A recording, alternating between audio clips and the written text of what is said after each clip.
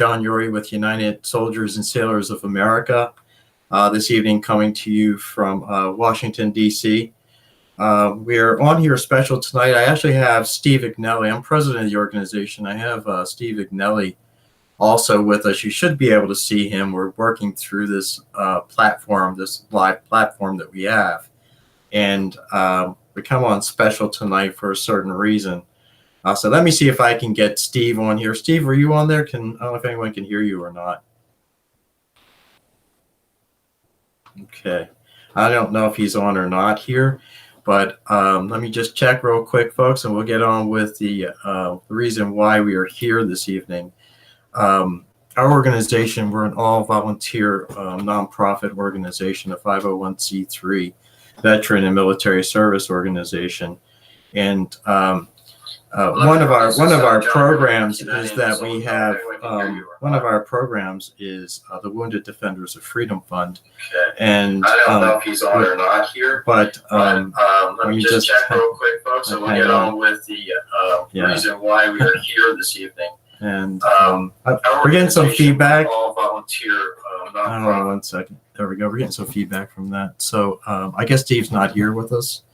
So the reason why we're here is that the Wounded Defenders of Freedom Fund has been one of the most instrumental flagship programs that we offer to veterans, Purple Heart recipients, combat wounded vets.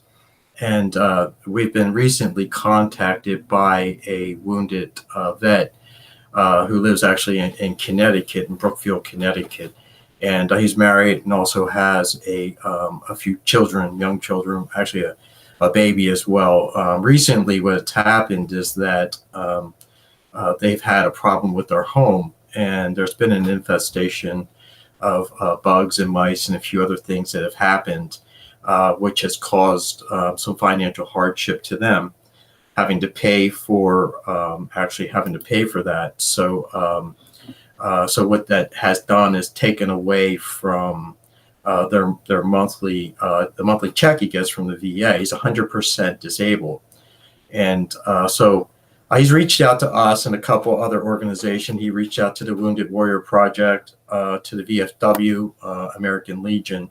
All these organizations, including ours, has a branch off of it that specifically helps wounded veterans in need when they find themselves in critical need. So ours is actually called the Wounded Defenders of Freedom Fund, as I just said. So that's set up specifically that 100% of all donations that go into that fund itself are restricted and goes right back out to the vet who needs it and their families. Brian isn't exactly in a very difficult position because thankfully he reached out to us early enough. And what that's done is allowed us to activate our program, but also give him insight on where else he can look for help and for resources.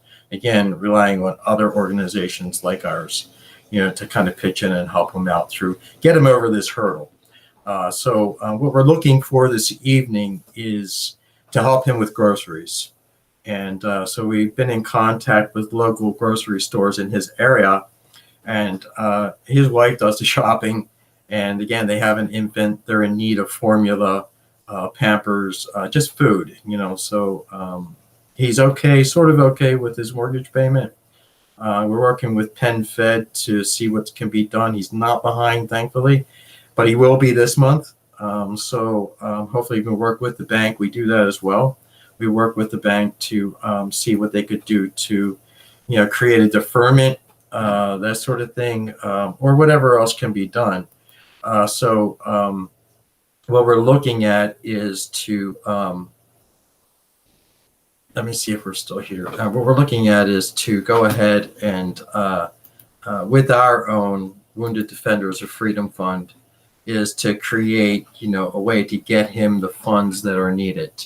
So let me see if I'm still on here, folks.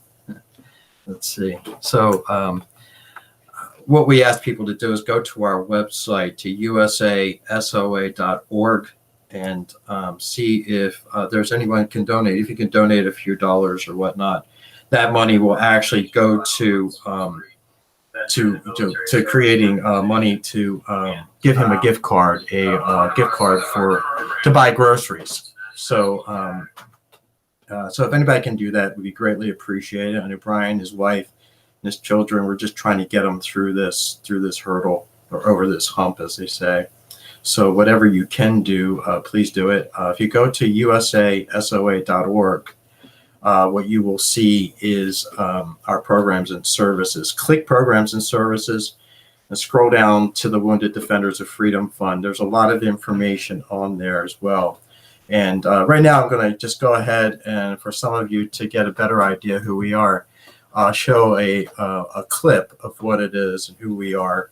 And, again, we are a 501c3. We're all volunteers. None of us get a paycheck. We've been doing this for over 8 years. We're really happy and proud to be able to serve those who served us and to pitch in there when we can. And we rely on your donations. We're not getting a paycheck. We keep a very small overhead so that, over 90% of every dollar we do raise actually is returned back to veterans or service members in need.